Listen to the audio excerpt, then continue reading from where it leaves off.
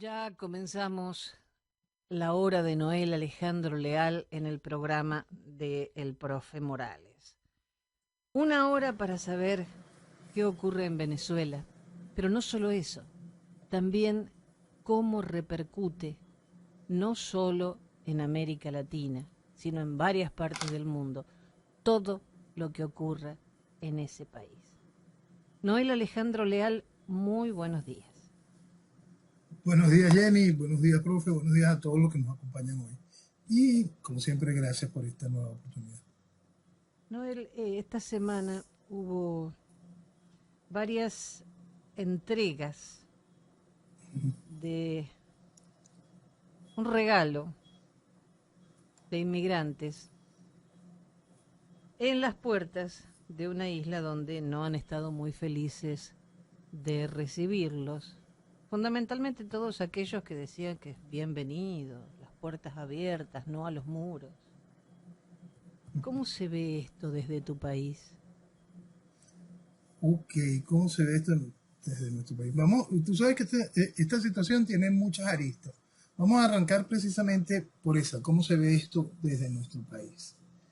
Fíjate, en el país, por supuesto, hay un dolor por el hecho de lo que se ha convertido el venezolano que ha tenido que huir del país.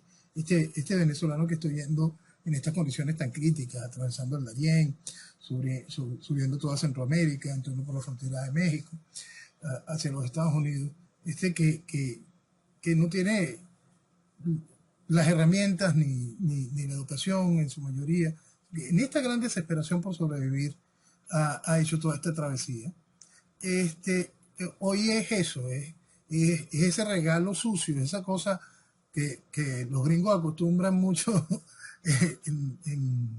como maldad, colocar excremento en una bolsita de papel y ponerlo en la puerta de una casa y pegarle fuego para que alguien salga a apagar ese fuego pisándolo.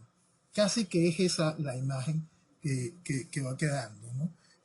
Es una imagen espantosa porque la realidad es eso, es que gente, en nuestro caso, la gran mayoría son venezolanos, pero también hay otra vista con respecto a lo que está sucediendo con estos venezolanos que están llegando en este tipo de situaciones, que la gran mayoría son reflejos precisamente del hombre nuevo del chavismo.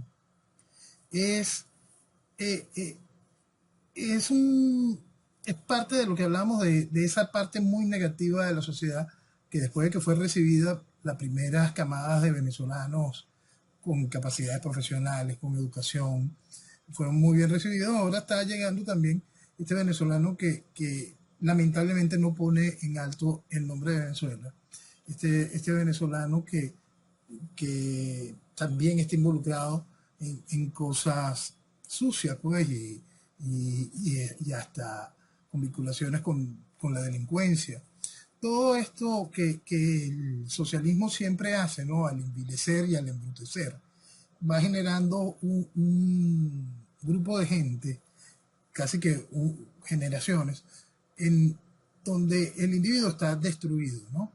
Si nosotros nos tomamos un momento aquel artículo que yo escribí hace años en la Revolución del Recoge Lata y vemos cómo es lo que va quedando de los procesos revolucionarios históricos y el hoy del resultado de este proceso revolucionario que estamos viviendo, nos encontramos con esto que simplemente no se puede calificar como una persona pensante, una persona racional, una persona hasta orgullosa de sí mismo. No, lamentablemente mucho en esa exportación que está saliendo ahorita de venezolanos en este continuo desangrar.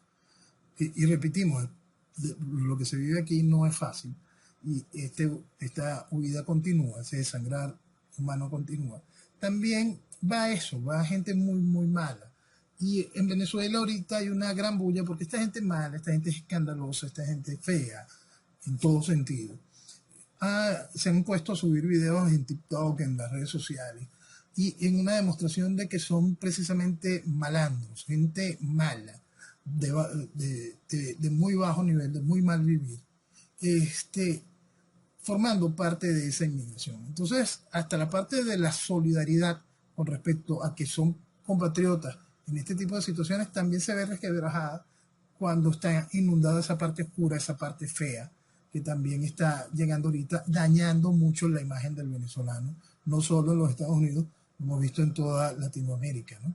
Y en este efecto adicional que ha creado la organización delincuencial esta del Tren de Aragua, ahora cualquier cosa donde se involucre algún venezolano es señalado de criminal o perteneciente a esa organización. Entonces hay un daño profundo y en Venezuela se le está viendo con esas dos ópticas a eso. Todavía no entiende el venezolano común el por qué estos gobernadores, tanto el de Florida como el de Texas, han realizado este tipo de operaciones. No termina de comprender precisamente que para ellos es simplemente enfrentar a la hipocresía demócrata frente a la realidad de lo que significa el hecho de la inmigración abierta que han sometido a los Estados Unidos. Esta frontera abierta que está generándole a estos estados en particular un gran caos, y con estas perlas que han puesto, este mensaje que han enviado al colocar estos aviones que fueron enviados por el gobernador de Florida a estas zonas exclusivas, donde entre sus residentes están los Obama, o lo que hicieron el gobernador de Texas al enviar 2 autobuses llenos de inmigrantes, en su mayoría venezolanos, a pleno Washington, a la residencia del vicepresidente del Observatorio Naval. Entonces, esto es un mensaje para ellos, allá, para que se entienda eso que aquí todavía no se ha querido entender, que también Venezuela fue víctima en su momento. Nosotros tuvimos una inmigración ilegal salvaje en un momento de bonanza en Venezuela, frente al desastre que se estaban viviendo en distintos países latinoamericanos.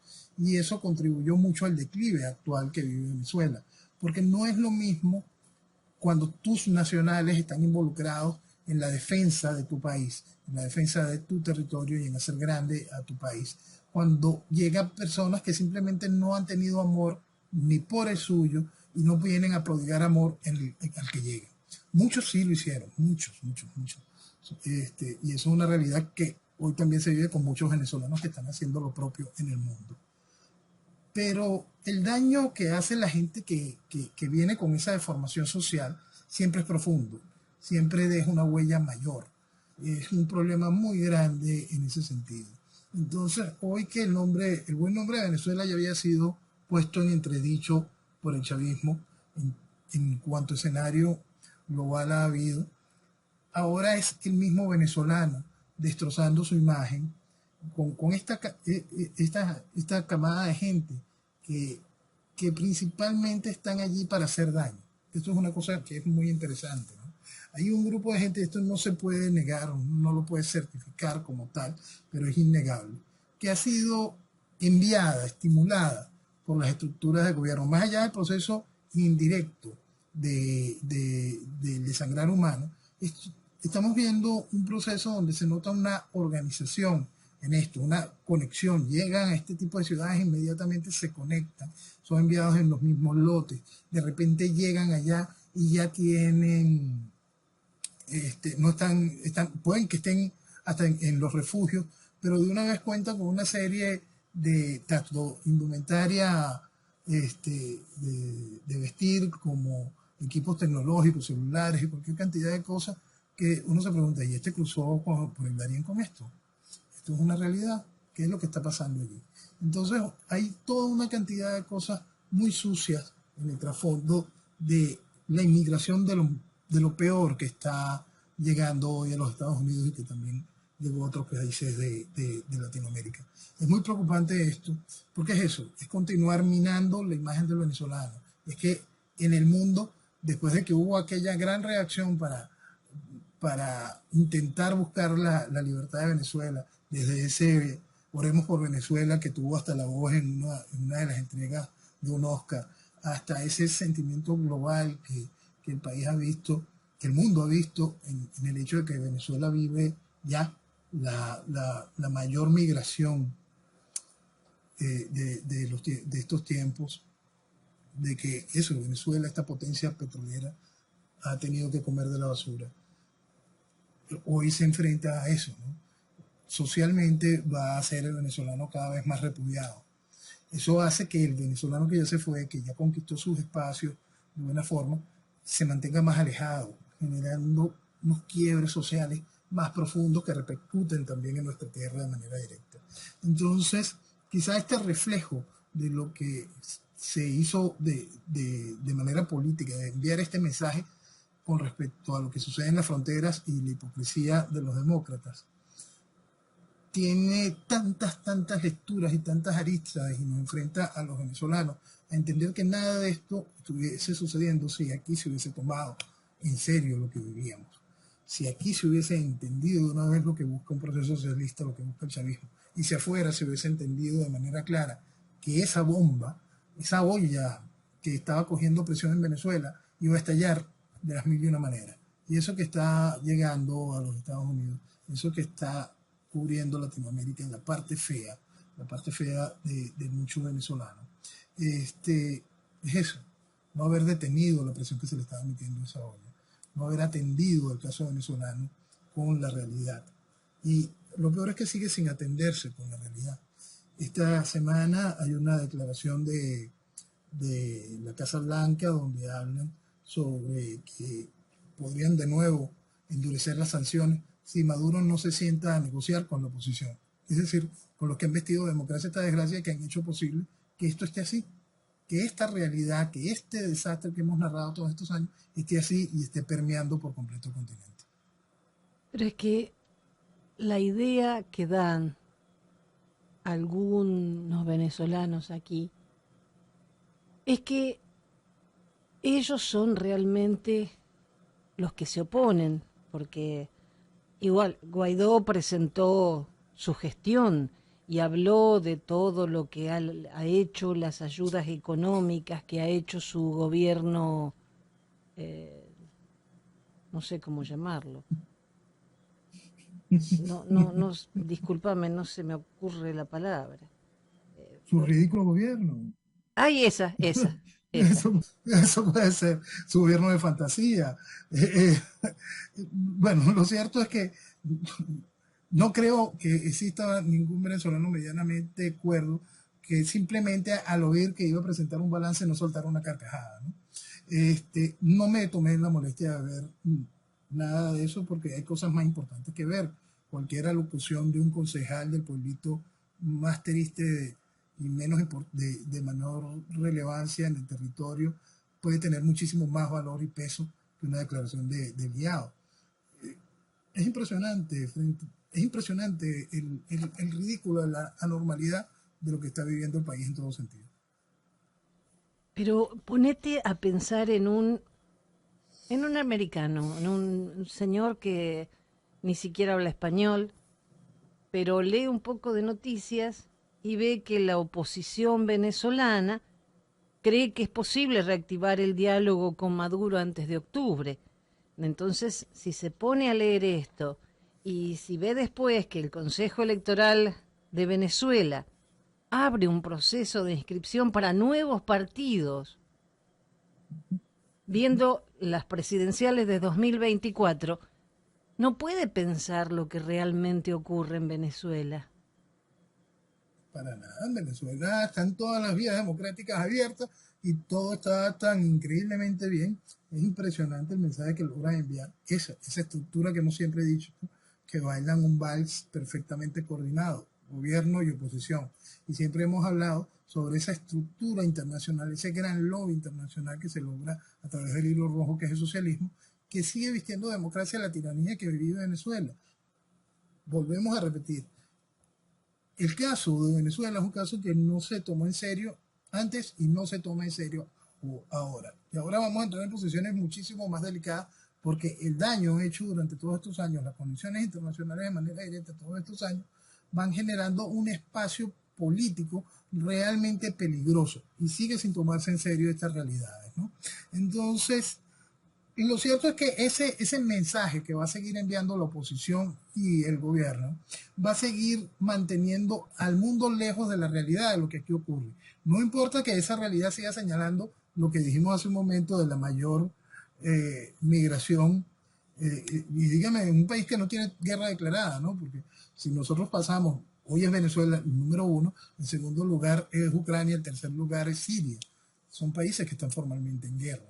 Entonces, este desangrar humano marca una realidad tan increíblemente fuerte, pero tenés los otros titulares que se encargan de llenar la oposición para facilitar el trabajo del gobierno, que es que la discusión democrática existe y las posibilidades de algo de eso, de las vías democráticas y constitucionales para poder buscarle algún tipo de salida a la situación de Venezuela son válidas. Esa es la gran mentira que han logrado hacer y han usado a la población para ese continuo validar esa mentira. Lo más triste de todo eso es que en estas 2 décadas de este desastre, la población sigue, hay un gran sector de la población que está dispuesta a seguir mintiéndose de manera descarada y facilitar todavía que esa mentira siga llenando titulares en el mundo. Es que vi por ahí que el chavismo es un cáncer, pero hizo metástasis y esa es la oposición. Tú sabes que eso es una manera hasta bonita de verla, ¿no?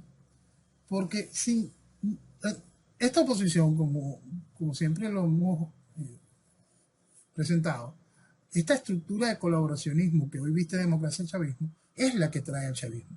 Esto es fundamental entenderlo. Podemos irnos desde el proceso de pacificación de Caldera, donde a una guerrilla comunista socialista financiada por Fidel Castro fue destruida militarmente por nuestras Fuerzas Armadas. Caldera viene y la pacifica y empieza a darle cargos y estatus políticos a los criminales que fueron en aquel momento sometidos por vía militar, como se tiene que hacer. Entonces, igualito como lo está haciendo ahorita Colombia con la FARC y el ELN, es decir, lo que no se debe hacer. Entonces, ese proceso político que nosotros vivimos en Venezuela del 58 para acá, este camino, este movimiento socialismo, ha ido haciendo posible la llegada de algo como el chavismo. Es decir, nosotros tenemos un cáncer previo, que es esa estructura que toma formalmente el poder en el 58, lo que conoce el venezolano como el punto fijismo, que fue un acuerdo político de ese momento, y ese es el verdadero padre de lo que es el chavismo hoy. Entonces, no se puede decir que la oposición legítima, esta oposición que hoy tiene reflejo principal en el diálogo, todos los que han participado de la vestimenta democrática de esta desgracia son igual de responsables, son producto del chavismo, o se dejaron pues, penetrar por el chavismo. No. Eso es como cuando la gente decía, en la MUD hay gente infiltrada. Yo no he visto a ninguno en la MUD que no sea socialista, por lo tanto ahí no hay infiltrados.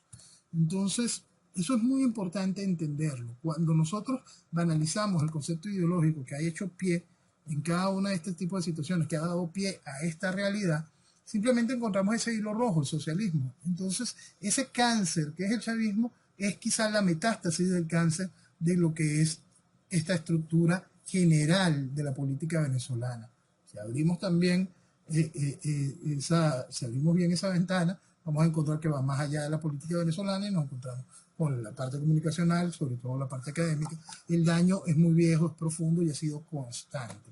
Entonces, cuando vemos la realidad completa, el venezolano tiene que hacer un mea culpa muy grande, muy profundo, sobre lo que ha venido apoyando a una gran cantidad de entidades que han venido respaldando.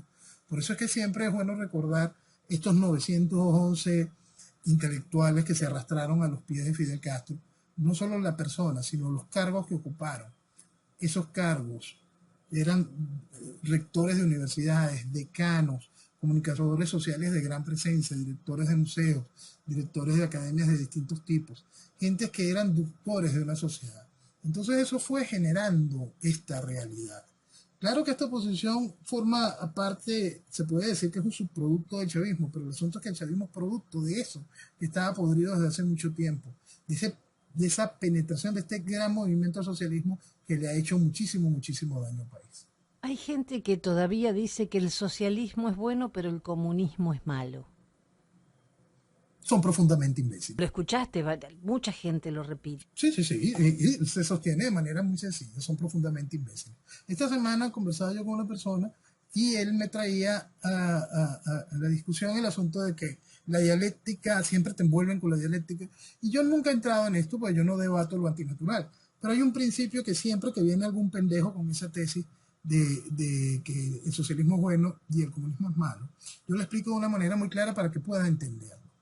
El ideólogo, Marx, indicaba de manera clara el socialismo es el camino al comunismo. El practicante, Fidel, dejó de manera clara que el socialismo es comunismo. Y tú, pedazo de pendejo, crees otra cosa. Es tan sencillo. Así de simple. Es una realidad sencillita, muy, muy clara, que no requiere mayor explicación. Y por eso es que siempre hay que colocar eso dentro del marco de las realidades globales. Nosotros hablábamos hace tiempo del fabianismo, hablábamos de cómo se utilizaba la socialdemocracia para ir pervirtiendo las instituciones, para dar pasos a escenarios más fuertes de socialismo, para enfrentar los espacios del socialismo real. Hoy cuando vivimos toda esta etapa de estas discusiones, que si lo que hay ahorita es una lucha de globalistas contra patriotas, cuando se entiende el fondo de aquella frase de en el 2030 no tendrás nada y serás feliz, dígame si existe una frase más socialista que esa. Entonces, si nosotros no entendemos el fondo ideológico de esta realidad que nos ha venido atando durante tanto tiempo, que ha venido deformando las sociedades durante tanto tiempo, simplemente nos estamos alejando de la realidad. El socialismo es un proceso antinatural de transformación de las sociedades. Busca un igualitarismo a rajatabla hacia abajo porque es imposible elevar a toda la sociedad. Tú tienes que buscar elevar a la sociedad, pero no puedes elevar a toda la sociedad, pero sí es viable aplastarla, esclavizarla y generar también un sector, una nomenclatura que se encargue de que esa sociedad esclavizada y destruida sea obediente y funcional para los intereses de una estructura política. Esa estructura política encontró un arma maravillosa, el socialismo. ¿Cómo lo logra? Diciendo, el socialismo es bueno, el problema es el comunismo. Claro, pero hoy no es lo mismo que cuando estaba la Unión Soviética. Hoy tenés un teléfono en tu mano y sabés lo que pasa en el resto del universo. No, están muy ocupados viendo pendejadas. Pero cuando a mí me dicen de que el socialismo es bueno, le digo, andate a tu teléfono y búscame un solo país en el mundo donde haya funcionado y después hablamos. Se ponen a buscar otra cosa. No lo pueden buscar, no les da y pierden el tiempo en cualquier otra parte. Nosotros tenemos que entender que en toda sociedad, para ser claros, la sociedad global, sobre todo la occidental, ha sido profundamente estupidizada. La sociedad no occidental no es que ha sido profundamente estupidizada, sino que ya le hicieron su lobotomía virtual. Pues hace tiempo entienden que el aspirar a la libertad no es una realidad y entienden que el sometimiento dentro de un marco de regulaciones les da la oportunidad de sobrevivir. Por eso no tienen esas aspiraciones. Pero el resto de la sociedad occidental, que sí tiene ese tipo de aspiraciones, convirtió el proceso en un gran libertinaje y no entendió la responsabilidad que conlleva la libertad. Entonces, en esa profunda estupidizar a la sociedad, simplemente se niegan realidades totales y entran en discusiones totalmente banales los que juran que piensan. Esto es una realidad profunda, ¿no? Hay mucha gente que cree que está pensando, lo que repiten son barrabasadas que han leído en pasquines, no se preocupan ni siquiera en pensar un poquitico. Entonces lo que hacen es repetir estupideces y se quedan enfrascados en esa estupidez sin sentido alguno. Bueno, pues saltando al capítulo ese de esa sociedad profundamente estupidizada e infantilizada, hay que entender que esa sociedad se logró esto para poder encontrar estos esquemas de control. Estos esquemas dentro del marco del progresismo, dentro del marco del socialismo puro, dentro del marco del comunismo como herramienta formal. El Partido Comunista de China ejerce mucho de su control en sus distintas áreas especiales, en sus distintas zonas. Ellos van probando, de acuerdo a la realidad local, sus necesidades, ¿no? Desde que Mao mató a tanta gente con la revolución cultural y generó esas hambrunas y todo esto, encontró que era fácil someter a ese pueblo. Y ahorita empiezan los procesos, son renovados gracias a la tecnología, estos procesos de crédito social que van haciendo que la población entre en ese control, en ese sometimiento, hasta de muy buena voluntad. Por lo que hablábamos hace rato, tú no puedes aspirar a la libertad, pero puedes encontrar la manera de sobrevivir bajo ese tipo de regulaciones. Ese tipo de regulaciones ya son aceptadas en muchos países occidentales y el crédito social se va haciendo cada vez más atractivo para el control de de las poblaciones a distintas partes del mundo. En muchos lugares llega a ser aplaudido, en muchos lugares son precursores de un crédito y control social tan grande que están ya aceptando que les implanten un tipo de chip de manera subcutánea para tener un mayor control y la gente va feliz. Lo cierto es que es eso, cuando tú tienes una sociedad, no importa si es del primer mundo, que acepta eso, un chip subcutáneo como un facilitador y no entiende lo que se convierte en el mañana inmediato de herramienta de control, tú dices, ¿qué puedes esperar de las sociedades del tercer mundo? ¿Qué puedes esperar de las sociedades que simplemente están tan increíblemente estupidizadas y lo que están produciendo es gente realmente incapaz de entenderse? Mira, es grave, Jenny, es grave, es grave, es grave, es profundo el problema y todavía estamos muy, muy lejos de acercarnos a un tipo de solución. Porque la solución, no decir que estamos lejos de acercarnos a un tipo de solución es un error, ¿verdad? Pero la solución siempre ha estado allí. Las respuestas, como hemos dicho, en cualquier cantidad de oportunidades, las respuestas nunca son de desarrollos colectivos gigantescos de la sociedad, de todo un pueblo, de un país. Son de vanguardias que entiendan la necesidad de ejecutar las acciones. Ahora, ¿las vanguardias pueden perder el norte? Sí, sí, no tienen claro la voluntad ideológica y el sentido a futuro. Por eso es que es fundamental que se entienda eso, el problema ideológico, hacia dónde voy, qué es lo que me puso en esta situación, para poder determinar el material quirúrgico para poder acometer esa operación. Y si no hay eso, si no hay un firme estamento, un firme pensamiento ideológico en todos los sentidos, simplemente se va a perder cualquier esfuerzo. Ese esfuerzo de las vanguardias que tienen que ir asumiendo realidades en cada uno de nuestros países y desentendernos del proceso global, es lo único que va a salvar a las naciones y hasta salvar al hecho del individuo, el individuo como persona responsable de sus actos.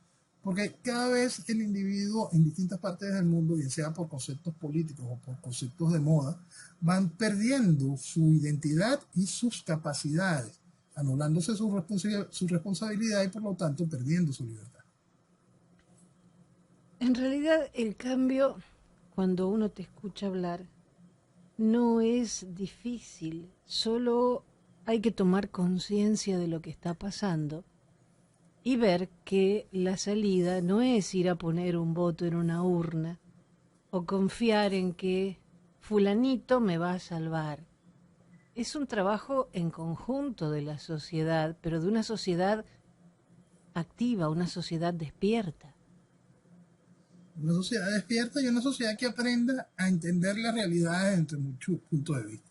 Tú sabes que hay una serie de posturas que yo regularmente tomo que para mucha gente le resulta antipática. Y lo sé, pero es que tiene que ver con realidades. Yo no puedo valorar la opinión de un pendejo. Punto. No. La opinión política de un pendejo no se valora. Punto. Ya. No se discute eso. Y eso es cuando tú logras entender eso, cuando la persona empieza a entender su posición, su pensamiento político y se da cuenta, oye, yo lo que pienso en política es pura pendejada, mejor me callo. Lo primero que tienes que hacer es eso. Hay una cosa que siempre es muy bueno explicar. Lo mejor que puede hacer alguien que no está entendiendo la realidad es escuchar. Escuchar, intentar interpretar, pero no estorbar. Y eso es mucho de lo que nos sucede en Venezuela y nos sucede en muchísimos países. Nosotros tenemos, y lo he ido explicando también en otras oportunidades en Venezuela, contamos aún con una masa técnica profesional de altísima calidad. Gente de verdad con una capacidad y hasta un ingenio y una intuición en cada uno de sus ámbitos bien, bien interesante. Y aparte eso, bien preparada, gente que se preparó bien para efectuar esas capacidades en su área. Pero inteligencia política, entendimiento ideológico, no es que tengan cero, tienen menos. Y es impresionante el daño que hacen cada vez que hablan, cada vez que intentan imponer su posición. Y no se dedican un solo segundo a pensar, un solo momento a entender por qué está sucediendo esto. Un solo momento de entender que el socialismo siempre ha sido un fracaso. Un solo momento de entender que el socialismo y el crimen siempre van de la mano. Un solo momento a entender la realidad global que ha hecho posible eso. La principal reserva petrolera del planeta come de la basura. Entonces ya no tienes más nada que discutir. Y que eso se haya logrado con 20 años de vestimenta democrática, todavía va a poner en duda el colaboracionismo. Entonces cuando una persona te pone ese tipo de ideas en duda, ya tú inmediatamente tienes que tacharlo de pendejo y ponerle a un lado. Y no puedes valorar de ninguna manera su opinión política. ¿Qué es eso? Su opinión política. Tú podrás ser el pediatra, el neurocirujano, mira, el único experto que existe sobre tecnología del uranio en nanopartículas, lo que sea. Pero si tú sostienes alguna de las otras dos cosas anteriores con respecto al hecho ideológico de lo que es el gobierno y con respecto al colaboracionismo, y crees que nada de eso es real, tú eres un pendejo en política. Y punto, y hay que decirlo, hay que señalarlo. Y eso es fundamental que el venezolano lo entienda para poder deslastrarnos de todo lo que nos trajo aquí y sigue haciéndonos daño hoy. Nosotros tenemos una gran camada comunicacional, no solo la formal, no solo es la estructura tradicional periodística que ha tenido espacio en los medios de comunicación y que ha generado sus propias estructuras de medios alternativos, sino también tenemos una gran camada de nuevos comunicadores y generadores de opinión que se han convertido en unos propios degeneradores de opinión porque no tienen ningún tipo de conciencia política, simplemente son unos loros repetidores de estupideces. No hay una conciencia política, se vuelven en chantajistas, se vuelven en comerciantes de la información, pero no hay un punto de verdad de establecer preocupación y norte por el país. No hay un punto de querer elevar y darle herramientas al ciudadano para que pueda enfrentar la realidad política que estamos viviendo. No hay lo fundamental para entender este tipo de realidades, conciencia ideológica y amor por Venezuela. Es que hablas, me ha pasado, no solo con venezolanos, también con cubanos, te dicen, a mí la política no me importa. Y se ponen a dar opinión de lo que no les importa. Eso. Entonces, si no te importa, fantástico, no te metas. Lo principal. Porque no es la señora que se encuentra conmigo en el supermercado que fue a hacer su compra. Es gente que de repente maneja medios. Son los más peligrosos. Entonces, si no te interesa, hace un programa musical. Pero no des opinión de algo que no conoces. Que no conoces y que al final te tienes que volver a callar, te tienes que volver a encender. Y simplemente es que gente de todos los ámbitos. Fíjate, yo tengo un conocido. Esta pobre bestia votó por el chavismo. Después inmediatamente vota por el compadre de Chávez, por Elia Cárdenas. Por supuesto, votó por Rosales en el 2006. Bueno. Hizo campaña por Capriles. Adoraba a Leopoldo y hoy es un ferviente mariacorinista. Y entonces él me escribe, me intenta explicar una situación. Y me dice, no, él es que yo pienso. Y yo le digo, no, tú no piensas. Date cuenta que tú nunca has pensado. No piensas. Entonces, por supuesto, se molesta, ¿no? Al ratico me vuelve a llamar, oye, vale, pero contigo no se puede hablar. Y es que no puedes venir a decirme que tú piensas en política. No, vale, vamos a hablar de cine. Claro. Contigo yo hablo de cine, pero contigo no puedo hablar de política, porque no tienes la más mínima idea de eso. Y deja de hablar de política con el resto de la gente, porque estás haciendo daño. Eso es lo que pasa. Y eso es una realidad que el venezolano que ya está entendiendo, el que despertó, y que se ha ocupado de tener un poco de conciencia ideológica, que se ha ocupado de entender algo de las realidades, tiene que empezar a marcar un coto que quizá pueda ser incómodo porque entonces llega ese efecto de que la gente no se está preocupando por el país. Es que no es que se preocupaban por el país, enredaban la situación. El venezolano común que no tiene conciencia política e ideológica tiene que aprender a escuchar detenidamente mensajes que estén claros y dirigidos hacia ese entendimiento del problema para poder generar las herramientas. No es que tú vas a salir mañana, vaya a buscar un bote de piedras. No. El asunto es que primero tienes que poder entender cuál es la profundidad del problema para poder hacer la operación necesaria. Lo peor es que es tan evidente y se niega constantemente que no se quiere ver la realidad. Es terrible, es terrible, es terrible y es agotador.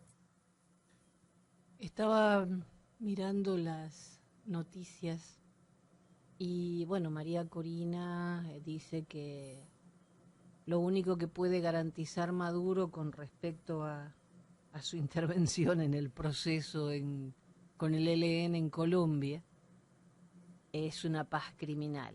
Bueno, eso sí. ¿Qué puede No, hacer no, Maduro? lo que hizo Chávez cuando él era el garante del asunto de la FARC. Lo mismo. Decir ahora que Maduro no va a hacer lo que hizo Chávez es ridículo. Lo que hizo Chávez fue garantizar una paz criminal. Bueno, eso es lo que tiene. Eso es lo que va a hacer Maduro. Maduro es un hijo de Chávez y va a darle continuidad a ese proceso. Pues no hay novedad. Pero ¿y lo ven como un logro? Lo interesante, no, lo más interesante de todo esto no es que, porque aquí estamos hablando de que Petro llame a su socio y lo abrace, ¿no? Pero vamos, ¿quién lo hizo antes que Petro? Y llamaron a Chávez. ¿Ves? Entonces, por eso es que el proceso de destrucción que vive Colombia es previo a Petro. Por eso es que el proceso que vivía Venezuela de destrucción es previo a Chávez. Hay que entender que, que este esquema de las revoluciones que están transformando países a esto, a lo podrido, no están elevando en ningún momento, no un proceso de transformación para elevar al país, sino un proceso para la destrucción del país, son previos a los efectos puntuales del Foro de Sao Paulo. Son previos a esos efectos. Sin ese proceso de la pseudodemocracia que vivió Venezuela, no importa lo que hubiese hecho el Foro de Sao Paulo para poder intentar poner un candidato, hubiese sido igual de perdido como cualquiera de los esfuerzos que tuvieron aquí de manera militar en los tiempos de la guerrilla. Si hubiese perdido en el tiempo. ¿Qué hiciste? Fuiste penetrando el esquema institucional, y el esquema institucional en todas las áreas, incluyendo las Fuerzas Armadas, por supuesto. Entonces, lo que tú estás viendo en Colombia hoy es eso, es un proceso que simplemente tiene bemoles aún más asquerosos, el hecho de que sea Petro y Maduro, pero antes fue Santos y Chávez. Sí. ¿Y a dónde fueron? ¿Para dónde van a ir ahora? A La Habana. ¿Y quiénes van a bendecir todo? Los noruegos otra vez. Otra vez. La cochinada la van a repetir igualito porque le funcionó en la vez anterior.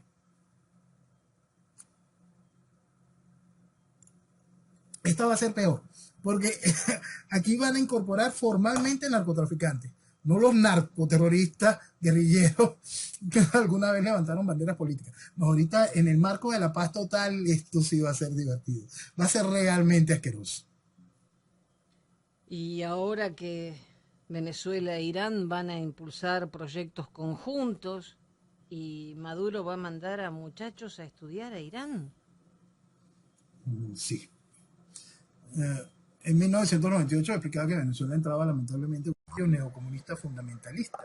Y ese punto fundamental del proceso revolucionario neocomunista fundamentalista, en el esquema del fundamentalismo islámico, por supuesto, es Irán. Entonces no hay novedad en eso.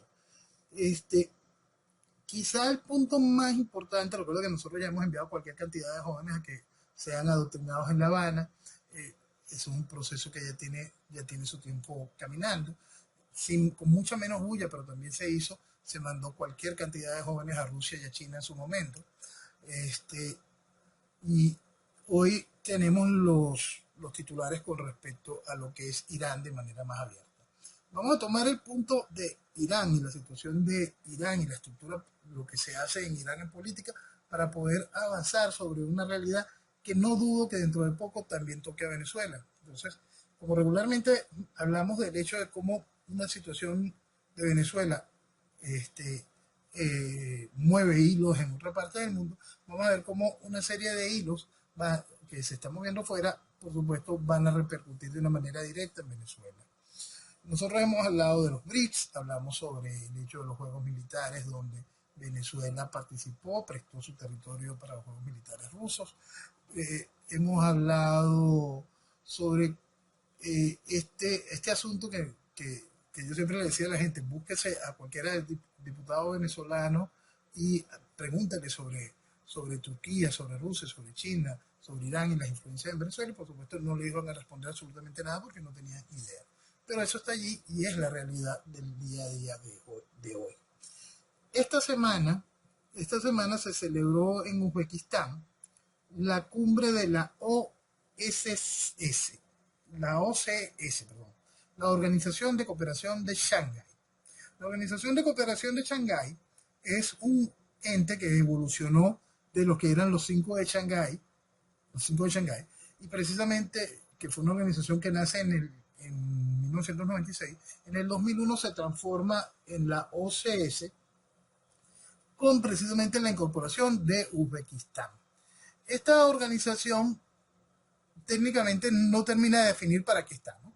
Pero el asunto es simplemente un marco de negociación pública entre Rusia y China, en la cual viejos países de la órbita soviética han sido incorporados, sobre todo de la órbita soviética, que tengan que ver en relación del área fronteriza y de influencia de China.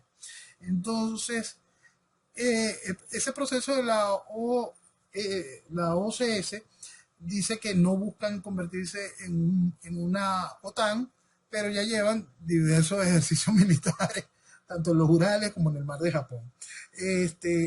No buscan convertirse en la organización de cooperación militar que tiene Rusia, pero van creciendo y tienen en sus unidades de observadores a los mismos miembros, a todos los miembros de aquel otro tratado.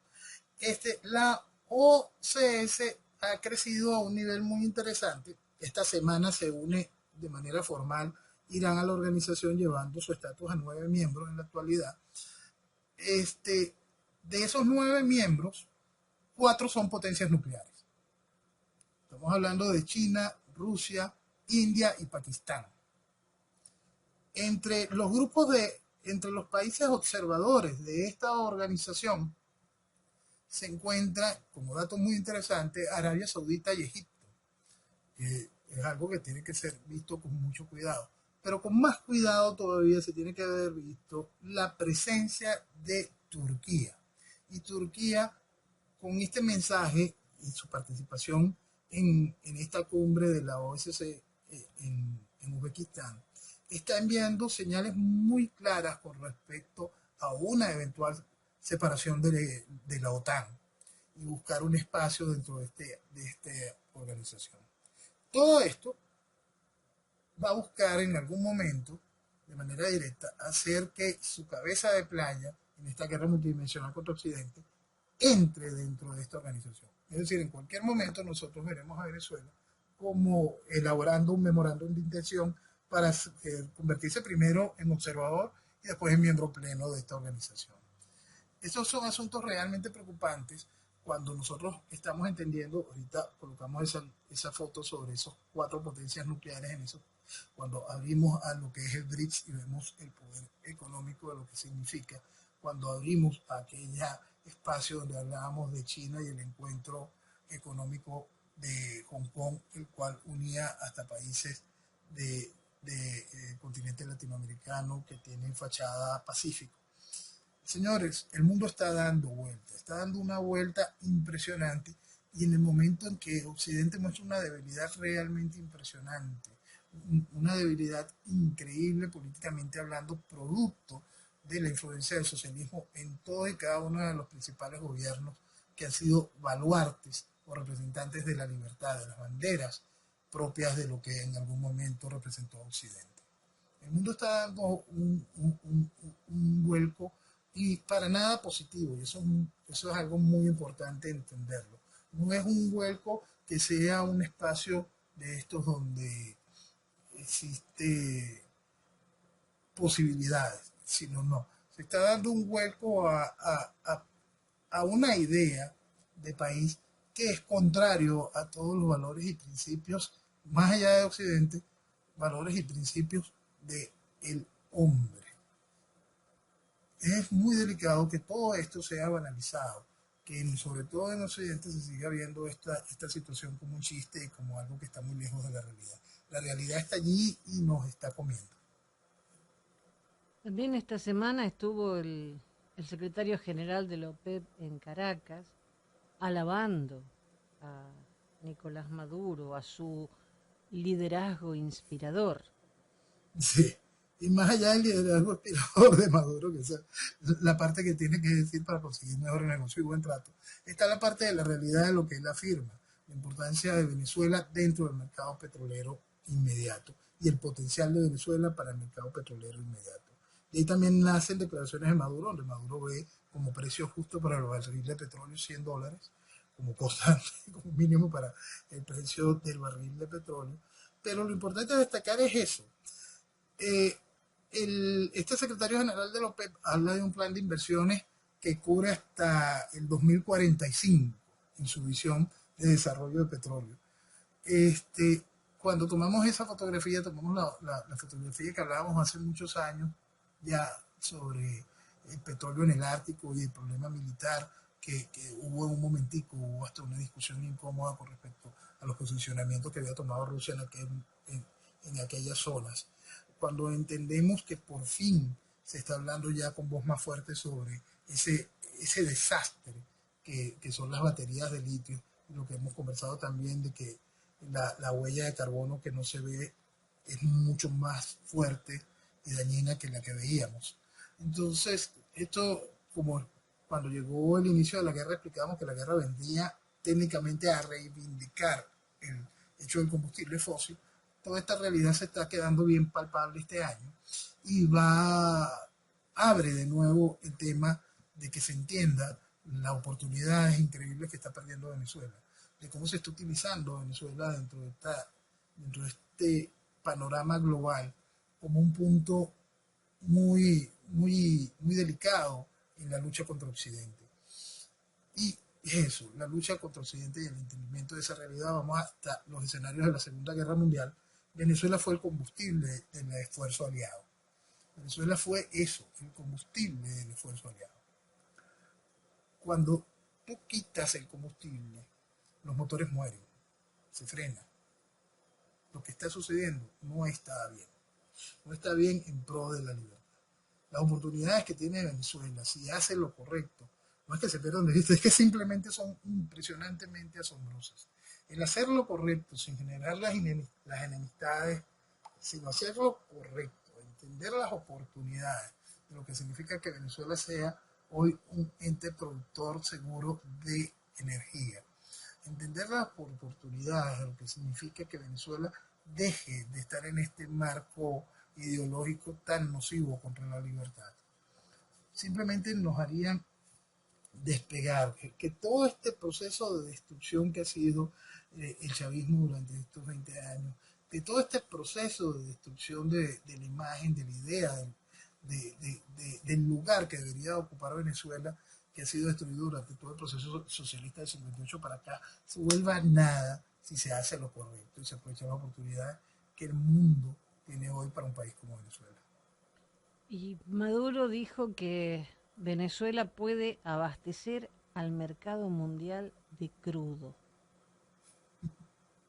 Él lo dice y se puede tomar a chiste, se puede tomar a disparate, pero esa es gran parte de la realidad, porque Venezuela tiene, volvemos, es la reserva certificada de petróleo más grande del mundo, por más que bien empiezan a hablar que si esos petróleos están pesados, nada más vuelves a tomar el asunto de la emulsión, se transforman, quedamos hasta con eso fuera de la sexta OPEP. Es un gran proceso energético que se coloca allí, más el mejoramiento de crudo de Venezuela, hace un proceso muy rendidor. Y volvemos al caso, en Venezuela es uno de los lugares más fácil de extracción. Nosotros podemos, con las inversiones correctas y las estructuras petroleras existentes en el mundo, haciendo el trabajo en Venezuela, por supuesto, poner muchísimo petróleo en el mercado en un mediano plazo. Entonces, hay que recordar lo que hablábamos hace tiempo. Lo que pasa es que todo esto es tan cochino, tan sórdido, tan sucio. Maduro logró llevar la producción petrolera, el chavismo logró llevar la producción petrolera venezolana a niveles de 1940 y tanto. Llegamos a producir menos de 400.000 barriles diarios. Y en un proceso de empresas de maletín y cosas sucias, de repente lo llevaste hasta un pico de casi 1.000.000 de barriles diarios en menos de un año. Y lo volviste a paralizar porque necesita que el precio se mantenga alto en el proceso especulativo por lo que está sucediendo a nivel de la guerra. Es decir, es muy fácil hacer que Venezuela pueda colocar mucho petróleo en un plazo relativamente corto y ayudar a enfrentar el problema general que vamos a vivir en el mundo por los costos de energía. Es grave lo que viene en costos de energía, muy, muy grave. Y Venezuela puede ser un aporte fundamental en ese sentido. Maduro no lo dice como ayuda, sino para poder decir, aquí está esto, y no se los voy a dar. La ONU va a donar 8 millones de euros para operaciones humanitarias en Venezuela. ¿A quién se los va a dar? ¿Al interino o al otro? En realidad no importa, con tal no van a llegar. Sí, de ninguna de las dos formas. De ninguna de las dos formas, los dos se lo van a robar, no lo ponga en duda. Es más, si mañana se le dan organizaciones reconocidas globalmente, cada una de ellas están sucias en Venezuela. Es impresionante, nosotros conversamos hace años todas las cosas oscuras que hay en la Cruz Roja venezolana son feas. De verdad, no importa que se lo vaya a dar, se lo van a robar. Es increíble. Si se desea ayudar a Venezuela, lo que hay es que ayudar a la extracción del chavismo. Eso es lo que se puede, esa es la mejor forma de ayudar a Venezuela. De ayudar hasta el enfermo renal, de ayudar hasta a las personas que tienen hambre, de ayudar de verdad. La solución está en extraer al chavismo. Bueno, ahora llegaron de los tripulantes, alumnos de la escuela de pilotos, ya han llegado 12 a Venezuela, ya han sido Sí, repatriados, ¿no? sí, sí, deben de estar buscando el más carismático para que haga una serie de ruedas de prensa y que atienda bien al libreto y que diga una gran cantidad de pendejadas que llenen Sí, titulares. lo importante es que ahora sepan manejar aviones bien, porque en realidad han tenido... Bueno, y esa es la esperanza que tenía la justicia argentina, ¿no? Porque después su vida está vinculada a los vuelos internacionales y los podremos detener en cualquier país. Dios. Bueno, y ahora con el avión no sé si se va a venir para aquí, si se va a quedar allá, no sé qué va a pasar, pero bueno, por lo menos el gobierno de Biden ratificó la designación de Venezuela y Bolivia como países que no combaten el tráfico de drogas, junto con Colombia, Costa Rica, República Dominicana, Ecuador, El Salvador, Guatemala, casi toda América. Afganistán, casi toda Latinoamérica, así estamos. Eso es lo que han dejado que progrese. Eso le han dejado que prolifere. Lo han hecho de manera casi que militante. Lo han permitido y ahí lo han estimulado. Noel, te dejo el último par de minutos para que a todo aquel que está despertando en este domingo sepa lo que es Venezuela, sepa la maravilla que es tu país y que no es difícil recuperarlo. Eso, lo primero que hay que entender es que no es difícil recuperarlo. Recuperar a Venezuela parte del hecho de entender lo correcto. Entender lo correcto tampoco es algo complicado, es cuestión de dejar de mentirse. Usted está bajo un proceso de una tiranía socialista, un proceso que impone una tiranía comunista.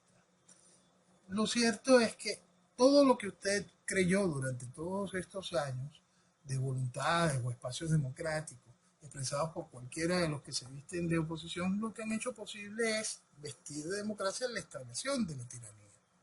No hubo en ningún momento salida ni electoral, ni jurídica, ni legislativa. No es posible desde 1999. Ese espacio está vedado. Durante ese tiempo se permitió que se envileciera al policía del país, a la Fuerza Armada. Es muy importante que esto que estoy diciendo pueda ser entendido por el resto de los países que están viviendo los procesos revolucionarios para que puedan encontrar la salida. El problema de Venezuela hoy, de hacer lo correcto, se basa en el comprender esas realidades. Cuando los otros países que no están todavía sumidos en este proceso de destrucción de manera total, que no están viviendo la camisa de fuerza revolucionaria de manera tan ajustada como la tiene Venezuela, enfrentan esas realidades, podrán darle espacio al resto de los países latinoamericanos para dar su avance. Venezuela, después de ese avance, se volverá a convertir en ese propulsor de la libertad, en esa idea que marcó tanto el proceso que iluminó a América con la independencia, como ese proceso que cada vez que Venezuela puede mirar hacia adelante hace que el motor completo de Latinoamérica vaya en ese mismo sentido. Venezuela lo vale, es magia pura. Noel, muchas gracias por tu tiempo, gracias por contagiarnos tu amor a tu tierra y Dios mediante, la próxima semana volvemos a reunirnos. Amén. Amén. Eres muy buen día, eres muy buen día y que viva Venezuela. Viva Venezuela. Y hasta aquí el programa del profe Morales.